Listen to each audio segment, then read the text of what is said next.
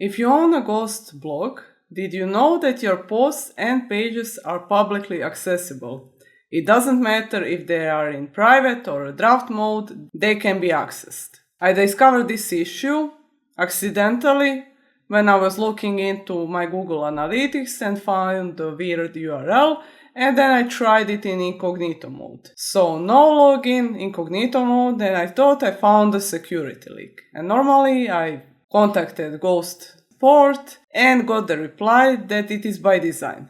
It is a feature, not a bug. Post previews generate unique shareable URL that can be viewed by anyone you choose to send it to, but actually anyone. When you generate a preview, unique UID is generated, and good thing about UID is that it is very hard to guess. Since I'm a bit paranoid about leaking my pure gold draft posts, I limited the public access only to my IP address. I self-host Ghost blog on a Hetzner server, and it's protected by Cloudflare. And this is the config that I added to limit previews only to the allowed IPs or an IP range. You can replace it with your own IP. And when your website is protected by Cloudflare, that will not be enough. You also need to forward Cloudflare IPs, and then the preview links will only work